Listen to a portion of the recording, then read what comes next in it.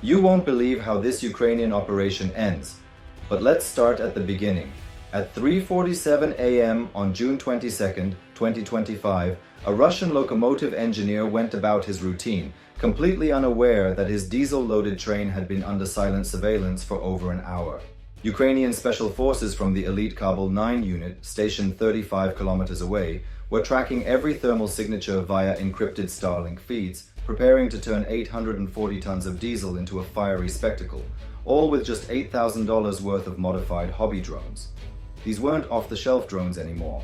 They were transformed DJI Mavic models, retrofitted by Ukrainian engineers with experimental firmware boosting flight time to 45 minutes and zoom capabilities to 56 times magnification. Each was armed with a custom-shaped PG-7VL warhead, an armor-piercing charge that could shred through steel at 35,000 feet per second. One drone could obliterate a fuel car. Together, they could devastate an entire armored supply line. But this operation was anything but spontaneous. For 4 days, Ukraine's military intelligence monitored the train using a network of partisans armed with encrypted smartphones.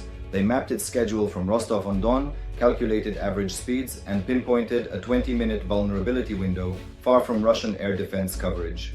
The fuel on board, enough to sustain 3 Russian armored battalions for 10 days. Losing it would mean the difference between a Russian breakthrough and static metal hulks gathering dust.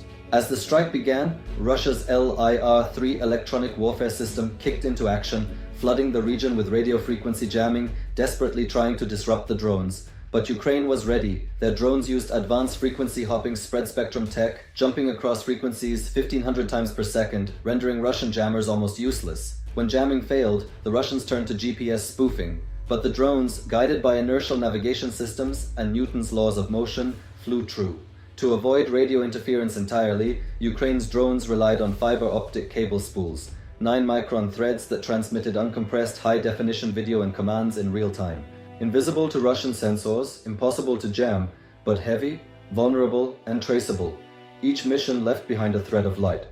A high cost, but a small price for operational certainty.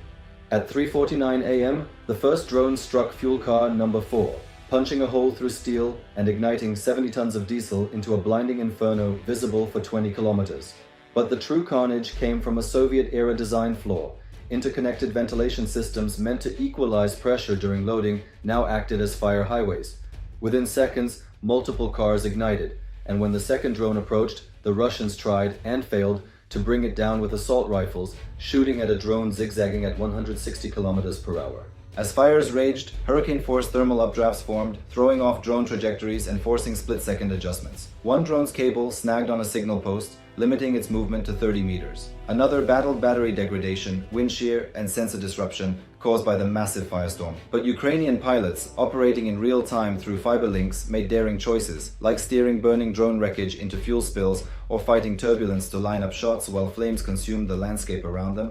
The drones pressed on, one slamming into car 8, another into car 11. Their near-simultaneous detonations created a combined shockwave, amplifying destruction far beyond the sum of their parts. The resulting inferno reached 1200 degrees Celsius, enough to warp railway tracks and turn a supply route into molten abstract art. And finally, with just 8% battery left, the fourth drone delivered the finishing blow, a precision strike into the locomotive's engine block, a $2.4 million asset reduced to slag. Total cost of Ukraine's strike force, just $8,000, damage inflicted, a train, 840 tons of fuel, and 3 weeks of disruption for Russian battalions, worth over $600,000 in fuel alone. The return on investment, a staggering 30,000%. Electronic warfare failed, jamming failed, GPS spoofing failed, physics didn't. And when the smoke cleared, Russia learned the hard way that invading Ukraine isn't just a strategic blunder, it's the worst financial decision since investing in Blockbuster.